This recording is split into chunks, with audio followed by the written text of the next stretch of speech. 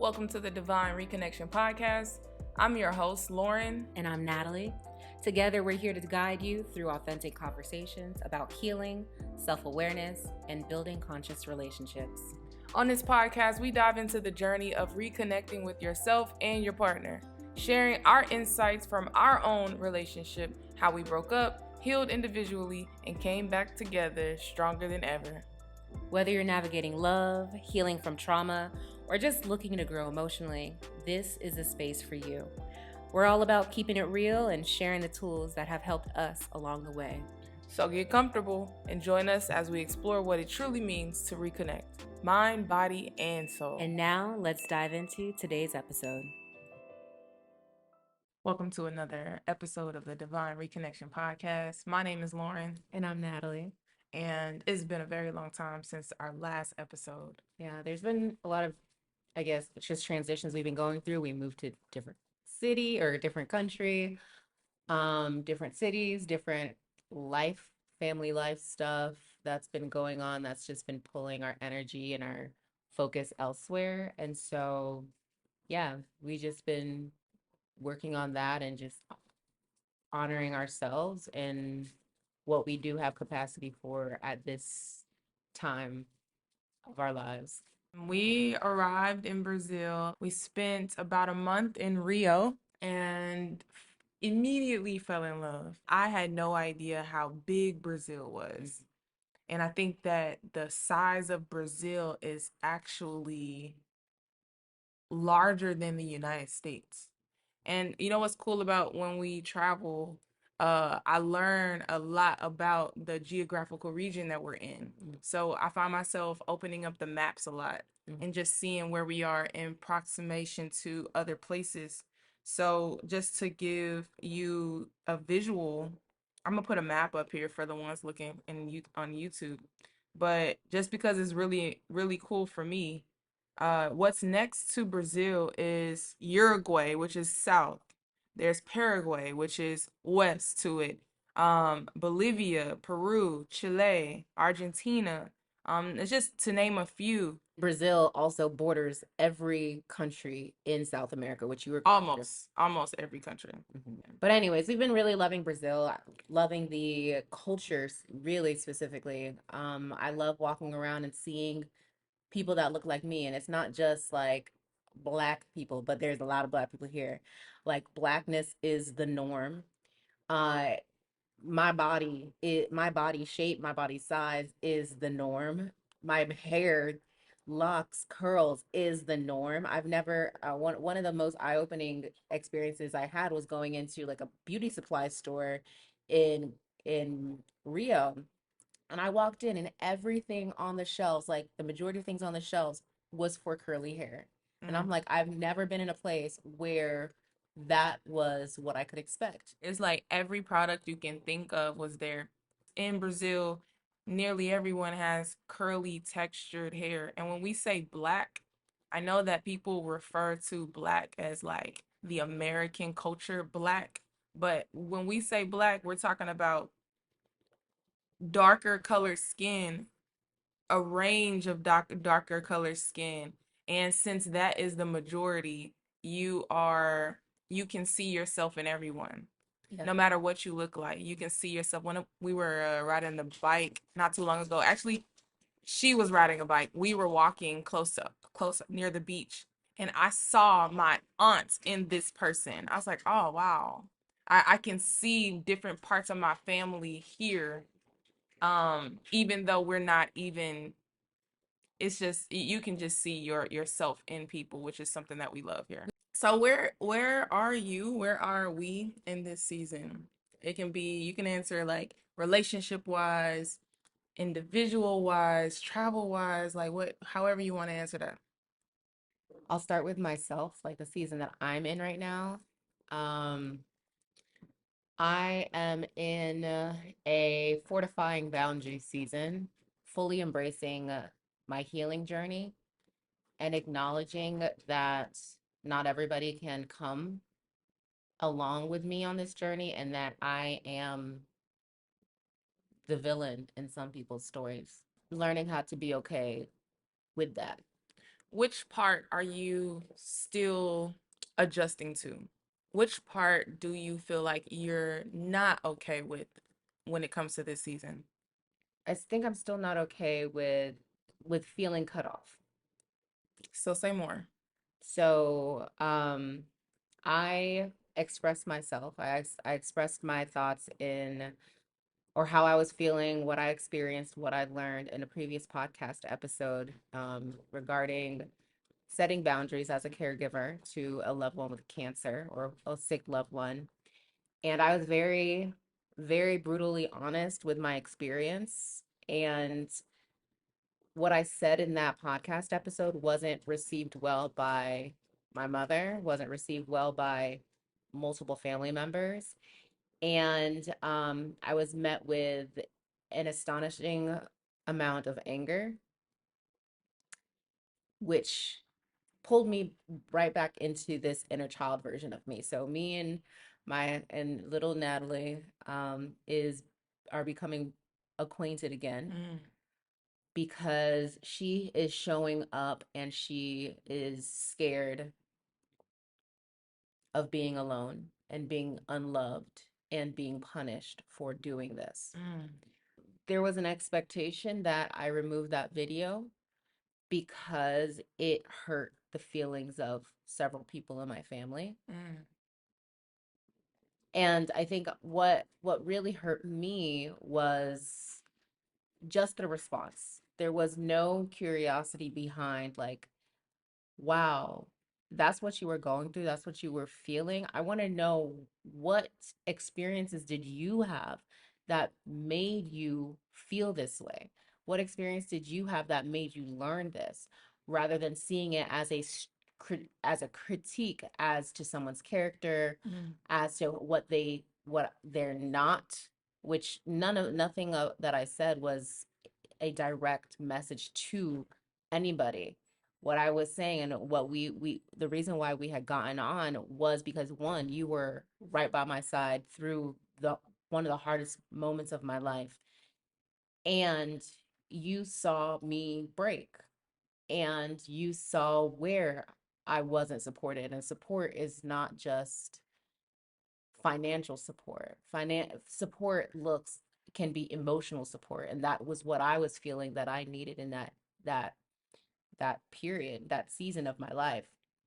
And so the backlash from me expressing that chapter of my life and how I learned I needed to set boundaries for myself did not sit right with my family.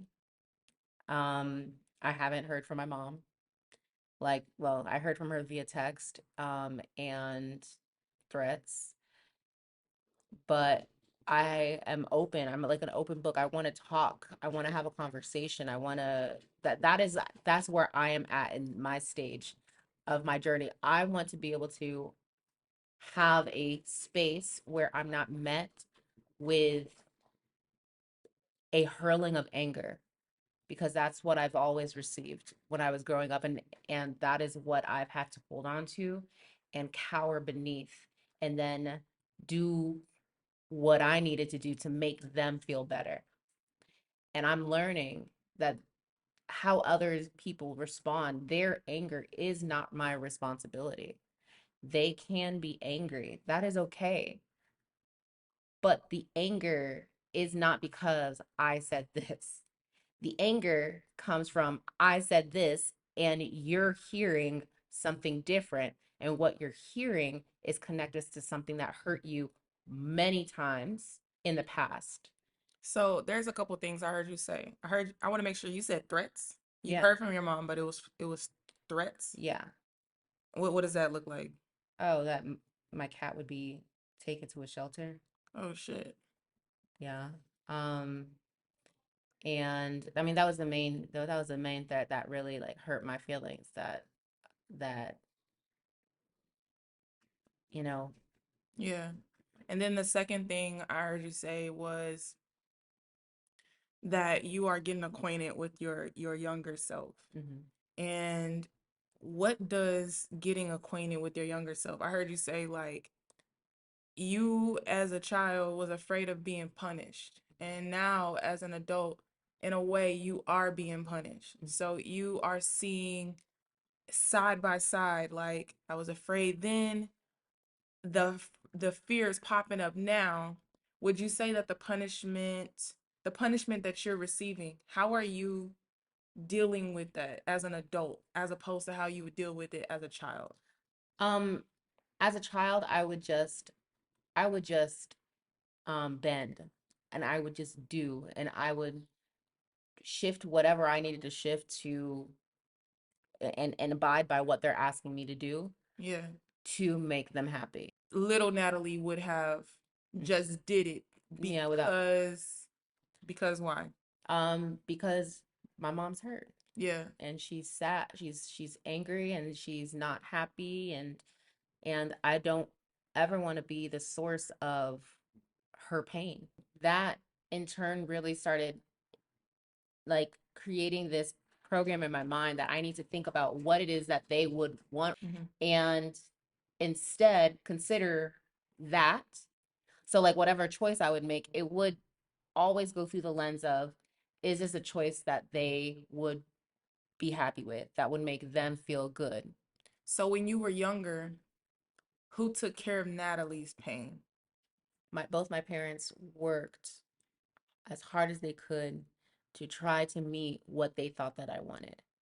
And I think that the disconnect is what they think that I wanted and what I actually needed were different. And so this doesn't come to say that they weren't there for me, that they didn't try and they didn't do everything, because ultimately my parents were great parents. Like they gave me a life that I'm so blessed that I could have experienced, a childhood that was filled with everything that I probably ever wanted. But I also was missing, I wanted to I didn't want to feel like if I did something wrong, that love was going to be taken away, that I was going to be beat for it, that I in my journal, or no, we just had a did a healing circle with Purposefully Zenny, and she guided us through a meditation that brought us back to our inner child, and during this meditation she said, what is that inner child asking you? And my inner child was saying, what did I do to deserve this? And that echoes through a lot of my childhood and the pain that I experienced, like whatever pain that happened, like every time I was whooped, what did I do to deserve this? For me to be hit and beat and get physical pain so bad, like, I really hurt someone else this much? I think what little Natalie needed, there was a level of emotional just being there-ness that I needed. And I think that both my parents are uncomfortable with being emotional. I know that my emotions were always belittled. Like, why are you so emotional? You're so sensitive. Stop, like there's no need to cry, and whatnot. And so even though I would cry, I felt shame for crying. Or if there was something bad that I felt, or I felt punished, or I felt like I was in trouble, or whatever, I would go and I would be there for myself in whatever capacity that I could, which was just going to my room, closing myself up, and crying myself to sleep. Yeah. When other people in your family got, let's say, emotional, Mhm. what's your level of emotion? It's crying, right? Crying, yeah. You would show emotion outwardly as crying, as kind of whining, or what else? Um, I think I was, maybe when I was younger, I was opinionated. I think I was like, if I there was something I didn't want to do, I did say I don't want to do it. Mm. But through years of learning that me being opinionated is equated to me being stubborn.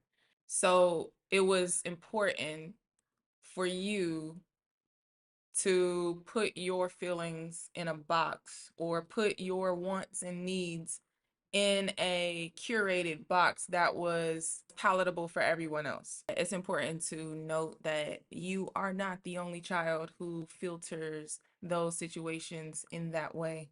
I know that the way that people are responding to you now is based on a video of feelings, but I think that if we pull back the layers, which is what we're doing this episode for, if we pull back the layers to understand who is Natalie.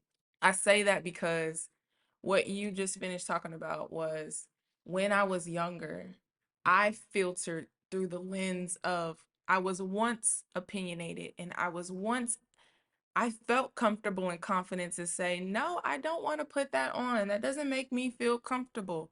And then time after time after time, it's like you're gonna wear this because, and I know you, so I'm gonna use an actual experience.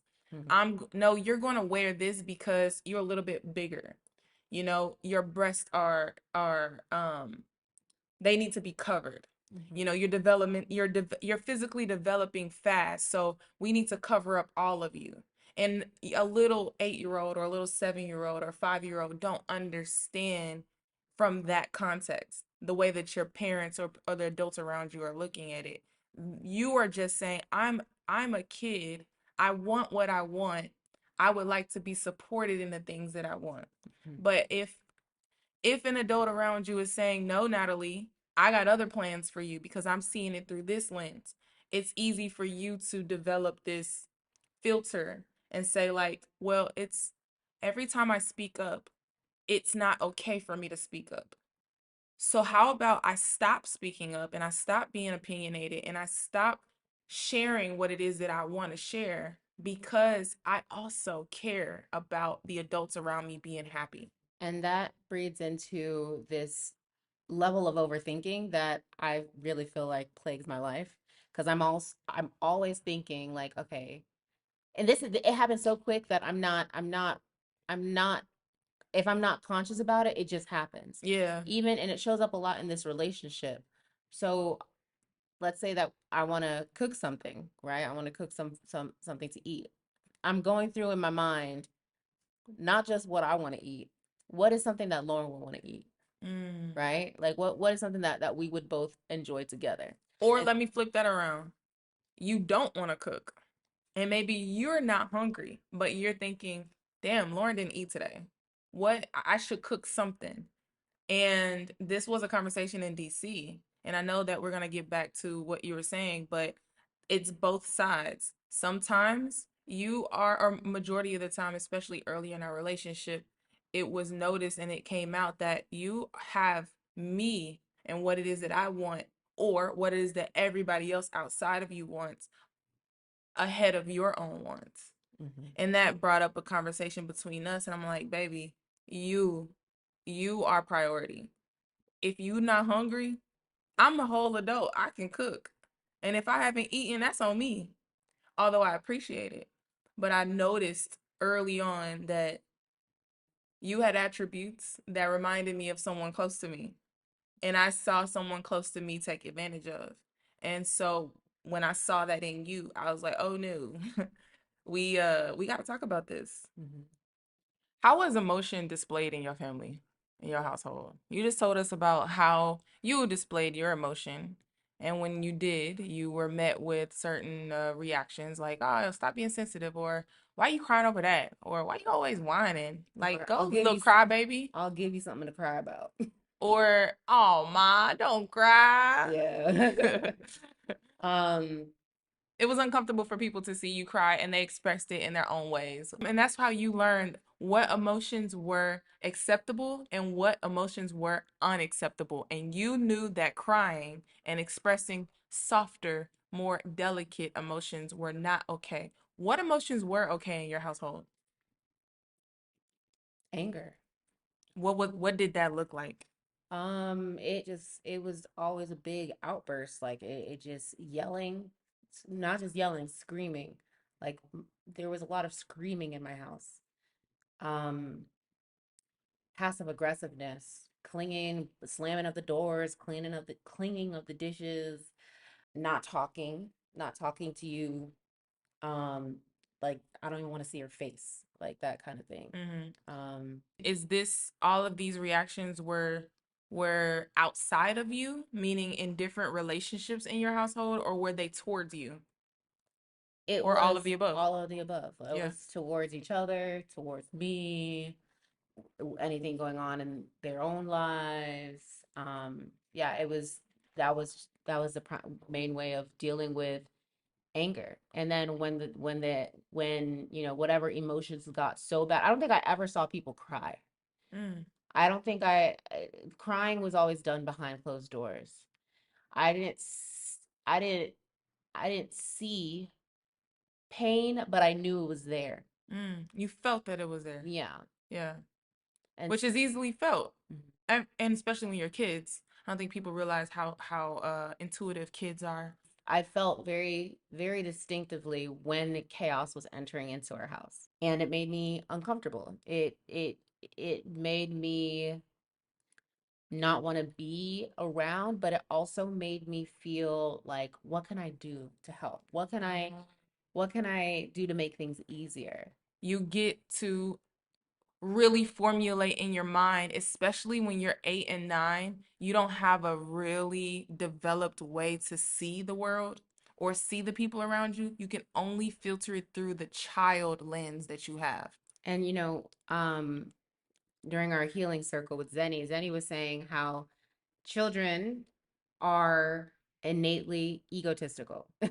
Like everything is about them. They are the center of everyone's world. And so anything that happens in your household growing up or whatnot, it's filtered through the lens of I did something wrong. What did I do to make them feel this way?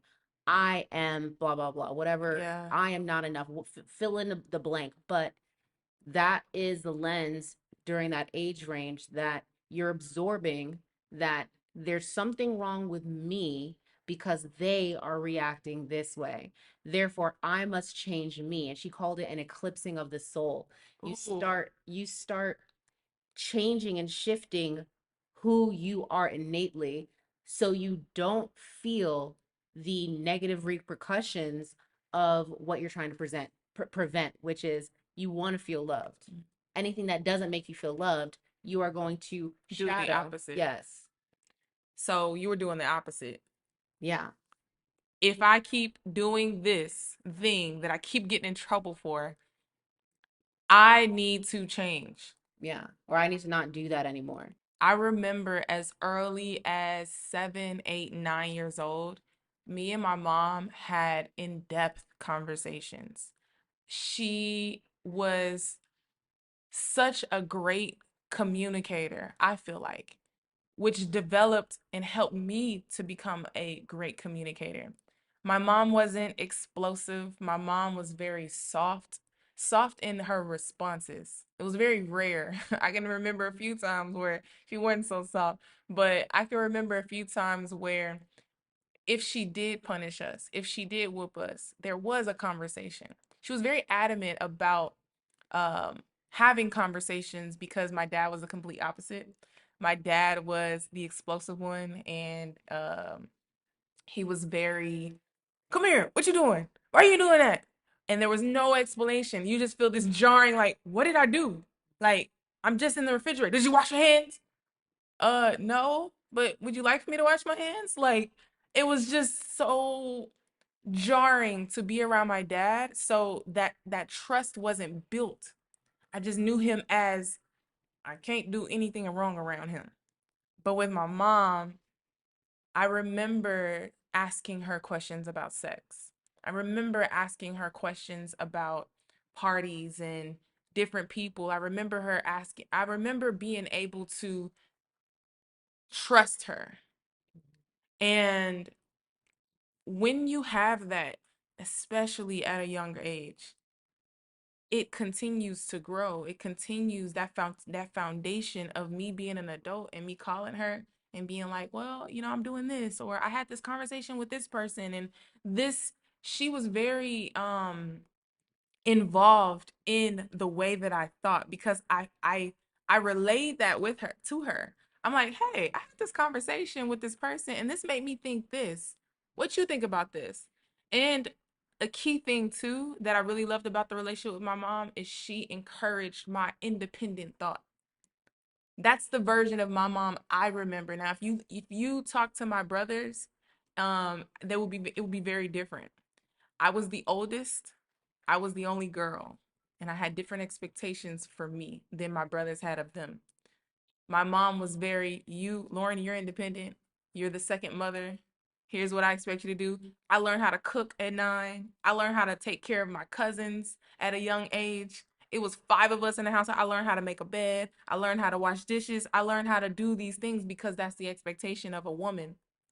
The expectations that I saw that my brothers had was my mom did a lot for them. I did my homework. I turned it in. I came back and told exactly what happened in my classroom. My mama didn't have to, we built that trust. But with my brothers, because they had different personalities and because they had different parenting styles and they had a different version of my mom, me and Lawrence are 18 months apart. And we had a similar version of my mom. But my youngest brother, me and him are 6 years apart, and he had a different version of my mom. Mm-hmm. And so as they were growing up, I realized, Mom, you are not treating them like you treat me. You're not encouraging independent thought like you did with me. They don't turn in their homework. She in a backpack. Why you ain't turn this in? Your teacher called me. Let me go up to the teacher and call and talk to them. Mm-hmm. And I was like, I quickly realized, I was like, Mama, they gon' not know how to do this themselves. What you're teaching them right now is that Mama is gonna come and have to save them. And because me and her had this trust, she allowed me to say stuff to her like that. Mm-hmm. And she took my thought and my independent thought, and she took that and she applied it, and she tried as best as she could. And I say that to say that there is the stark difference between us and who shows up in our relationship. And when you spoke earlier about you changed because of me and how your family may think you changed because of me, mm-hmm. we can talk about that. Mm-hmm. We have different upbringings, and because I have a different lens on how I see things, and because I have different developmental things and skills, when I did come around you and I did see, hey, how come you're not speaking up for yourself? Hey, why aren't you prioritizing your feelings? I'm saying that to you because my mom helped me develop that.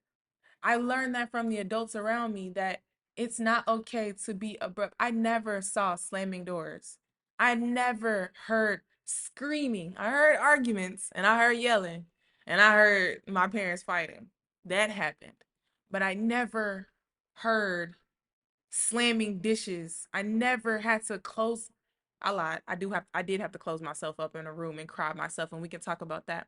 But what I did see is passive aggression, and we share a similar experience with that. When my mom was upset, I knew she was upset. And just like you, I was like, what do I have to do? Me and my mom had this bond, and I cared about my mom. And so I put it on myself, and I think we share that as being oldest. What can I do to help my mama? I don't like seeing her upset. I don't like seeing her dysregulated. I don't like that my dad hurt her feelings. I grew up not liking my dad and liking my mom more. And I, as the oldest, just like I took on the responsibility that it was my job to make and to make everyone feel better and to be everything for everybody. And that's where we bond, and we have similar things between us in that sense. Mm-hmm. Yeah. I think I wanted to highlight something that you did say in terms of like, we don't, especially if you have siblings, we don't get the same version of our parents. And we go into this comparison like, I did this, I got so punished for it, and they're doing this, but they're not receiving the same punishment or their same kind of response. Yeah. And then you go into being like, well, why did I have to experience it like this? And then you build that level of a certain level of resentment that gets downloaded into your nervous system, and that my therapist calls is the energy of trauma that lives within you, and that shows up between us. Yeah, like that egotistical thing that you talked about earlier, which is your ego continues to develop. And if someone reacts to you in a certain way, you start to say, oh, they're reacting to me like this because I am fill in the blank, Not or doing I'm this, not, or I'm not enough. or I'm there's something wrong with me, I'm or not worthy. yes, I'm not whatever, fill in the blank. Yeah. Right. And so when you spoke about siblings getting different versions of our parents, I think that this was a new realization we had in the past few years. You've been present with me and my brothers as we talk about our childhood. Me and my brothers had different versions of our parents. And when you think about it, depending on if you're the oldest, middle, or the youngest, there are different circumstances that's going on in your parents' life at that time that will result in a different parent.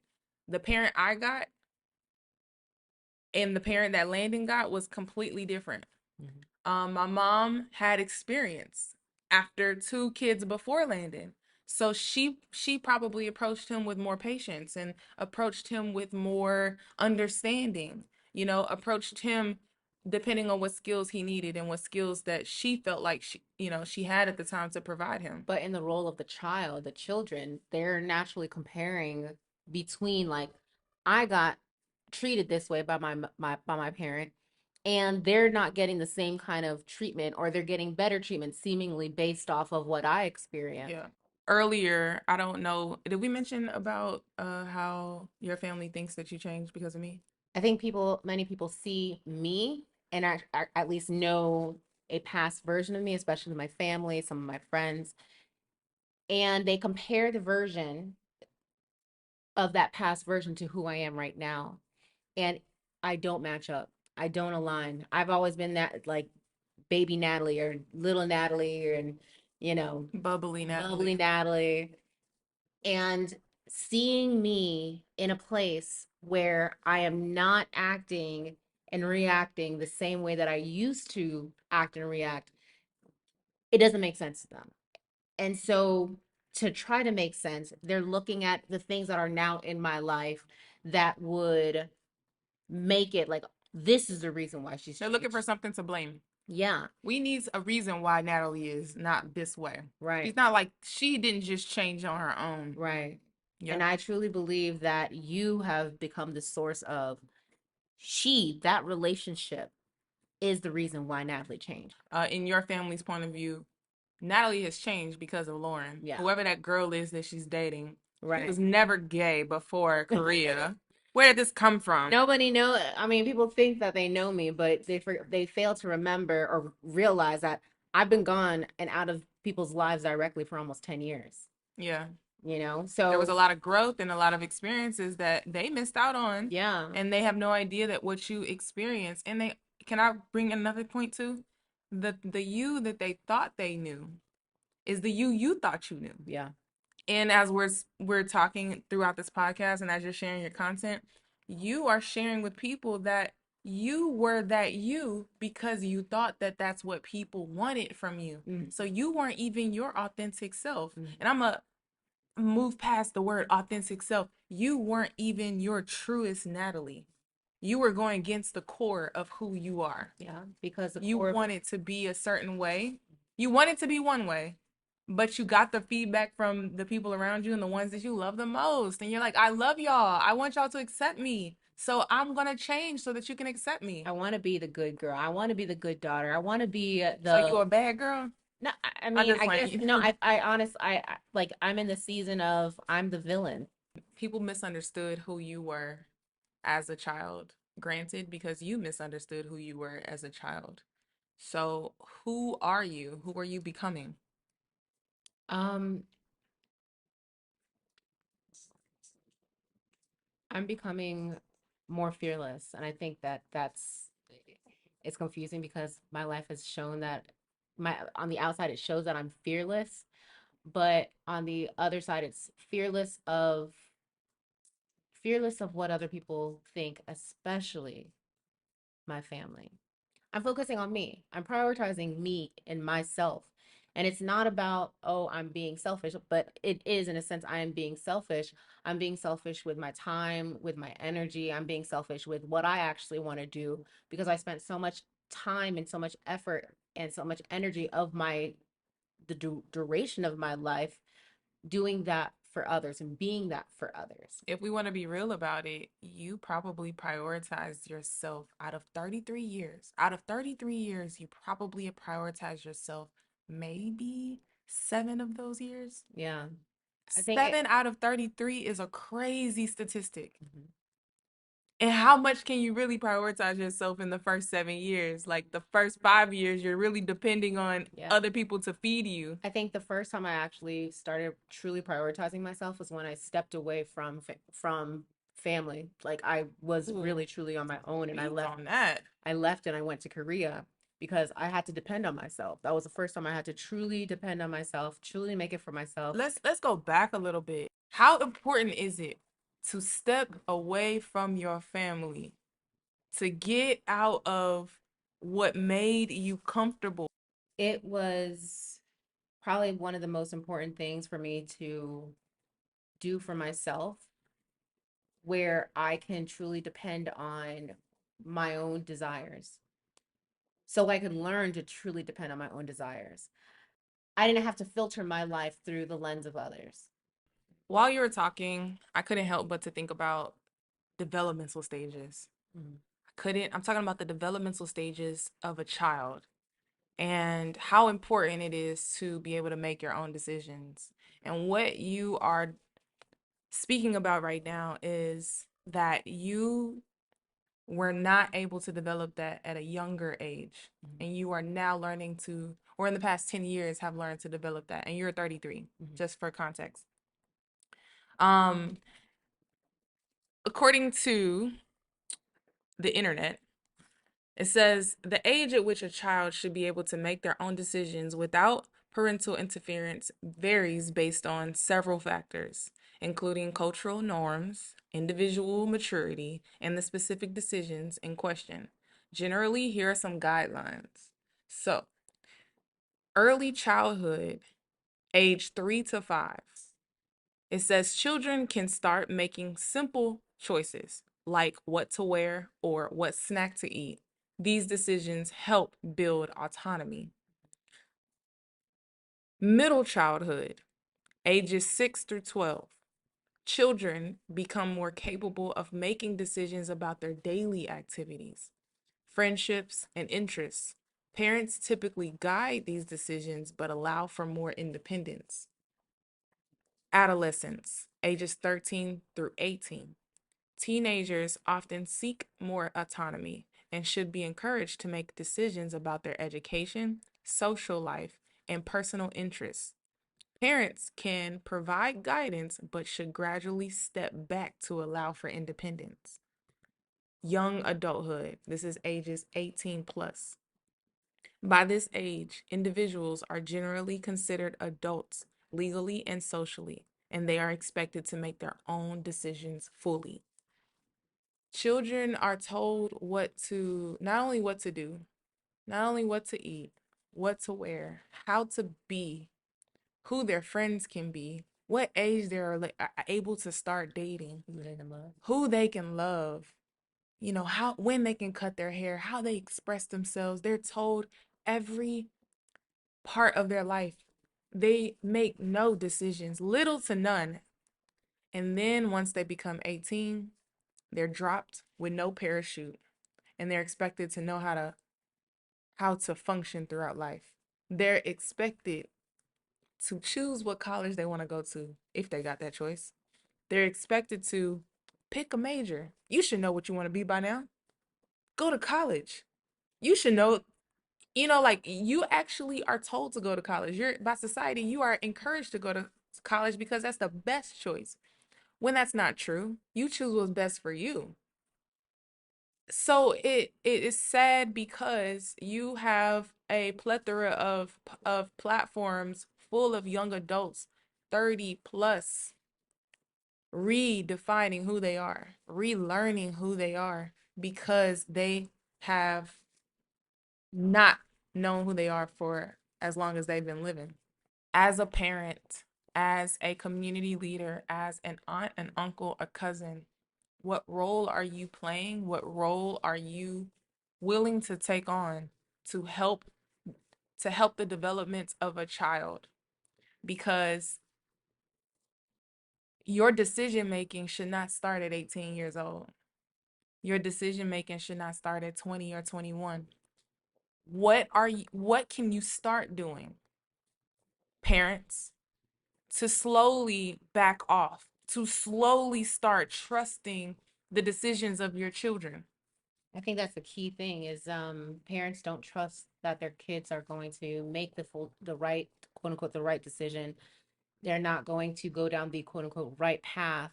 And that breeds, since the parents are always telling them what the path is, telling them what's right, that now that child now doesn't have trust in themselves. Oh, And that child will always second guess, question, overthink, become anxious, depressed, whatever, because they don't trust the next move that they're going to make because they're afraid of being wrong. I would say that my advice to parents would be to encourage decision making while allowing at bats. Go to the grocery store. Let them pick out the groceries. You have a list, you know exactly what you want, but let them pick out the groceries. Let them choose, maybe choose what school they want to go to. Or if they can't do that, let them choose what shoes they want to wear. Let them choose what pants they want to wear. And gradually increase the decision making. Maybe they want to express themselves by changing their hair color. Give them ways that they can express themselves so that they can build the trust in themselves to trust their own decision making. I think that that is ideal. I think that being able to grant your child the freedom to make choices is the path in which can help strengthen a child's own autonomy. But I also want to take into consideration that, again, not all parents, even if parents can be like, all right, here, make this decision, sometimes it's not just the act of allowing that supports that child in autonomy. It's also the energy in which you do that. Because the energy, even if you're like, yeah, make your decision, that energy, if you disagree, that energy of it's riling up something within me and I don't want this or whatnot, that can be felt. That is very, to a child, is very clear indication that there is a disconnect and a conflict between what it is that I want and what it is that my parent wants. Can I But I'm not done. okay.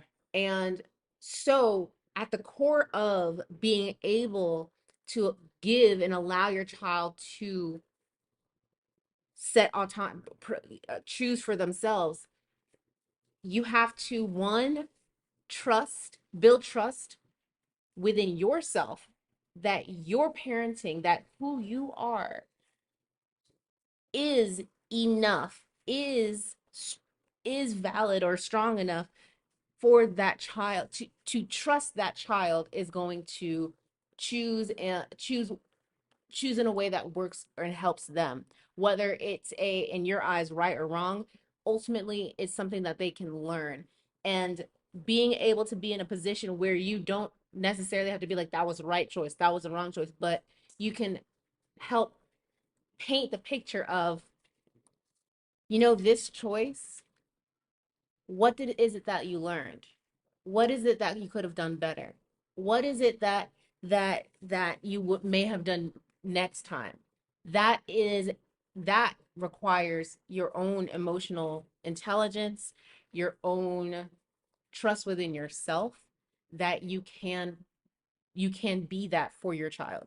And I think that's where we're sitting at right now, is that most parents don't have this emotional intelligence. So Outcome. the ideal way that I explained earlier would be a start.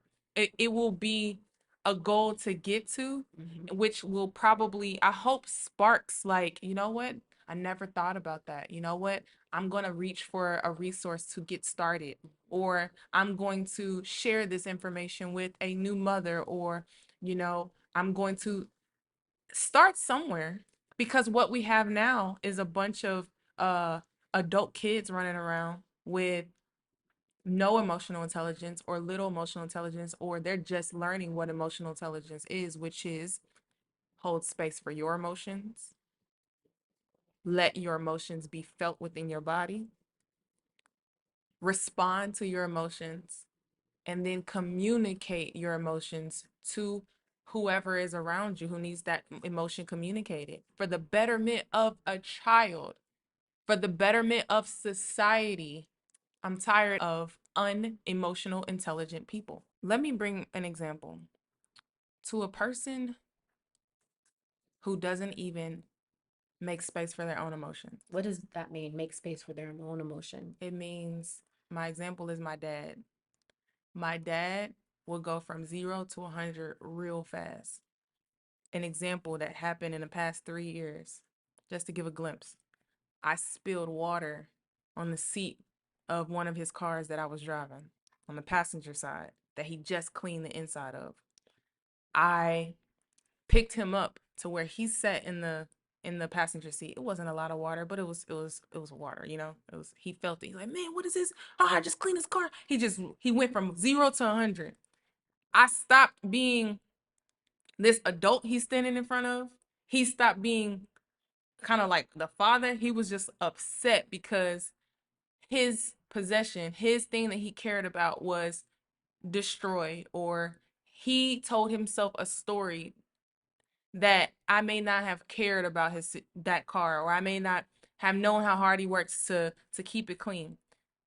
Before he started yelling at me, he didn't even process that he's angry. He didn't hold space for himself and didn't process, I am upset because I just cleaned this car. And, like he just went straight in at yelling at me.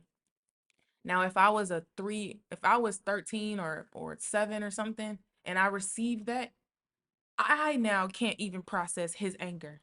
All I know is I did something wrong. Do I take from that situation? Okay, don't spill water in the car. Is it about the water in the car? Or is it about the story that my dad is telling himself? Hey dad, I do care about the things that you provide us. I know that you provide us with cars that we don't have to pay car notes for. I know that you being a mechanic really care about like this. It was not my intention to spill water. It was an accident. Please forgive me. That's holding space. That is using communication to let me know, as my father is yelling at me. If I was a child who wasn't emotionally intelligent, I would think that I'm a bad person. So I would have loved for my dad to say, you know what? This makes me really angry. Makes me really angry that this water is in the seat.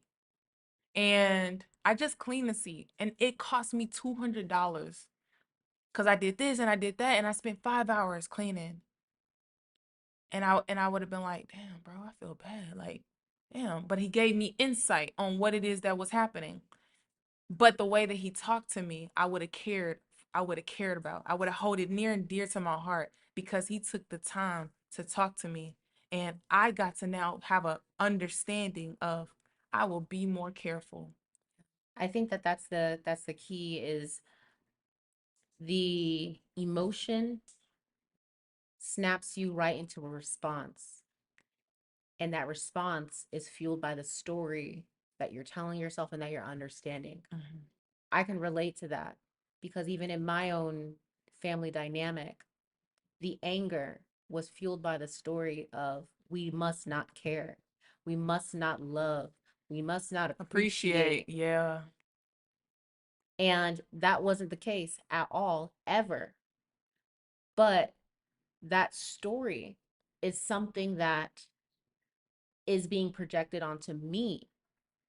That anger And the story behind that anger is being projected onto me when that was not what I was doing or my intention. That story is a lifelong story that has followed you. Yeah. And that is where the holding space, being attention, emotionally and consciously aware of you, the unconscious, subconscious narratives that are happening in your mind, because all of that, when I'm saying people are mirrors to you, that is what is being reflected at back at you. This topic is so important to me. It's important to me because of my lived experience. I didn't have horrible parents. In the not having horrible parents, I can still identify where my needs were met and where my needs weren't met. And that does not say anything about my parents. Mm-hmm. It doesn't say that they didn't try. It doesn't say that they didn't provide for me financially. It doesn't say any of that. All it does is I get to highlight what made me who I am. And I know it's hard to listen to adult kids and be like, we sound so judgmental and we sound so disconnected from what y'all's lived experiences are. And unappreciative. Right.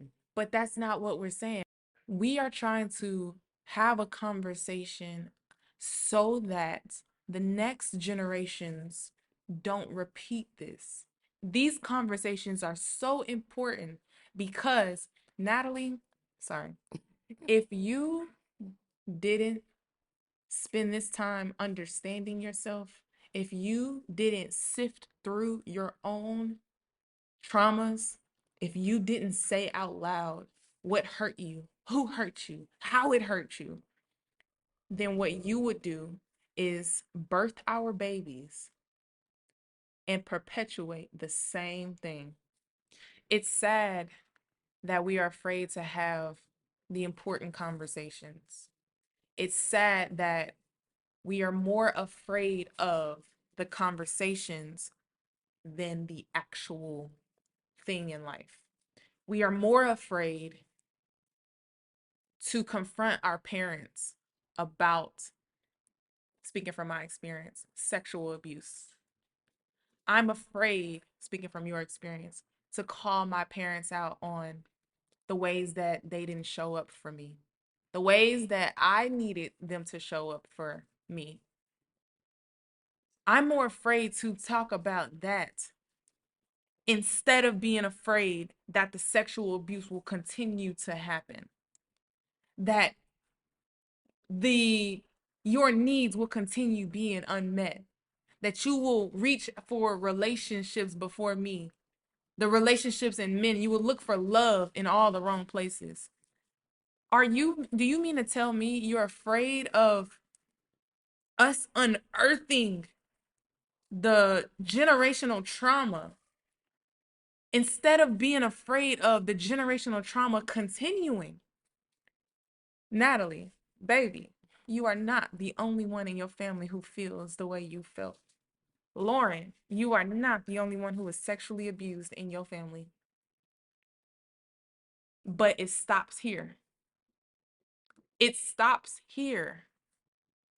You know how I know? Because we're speaking about it.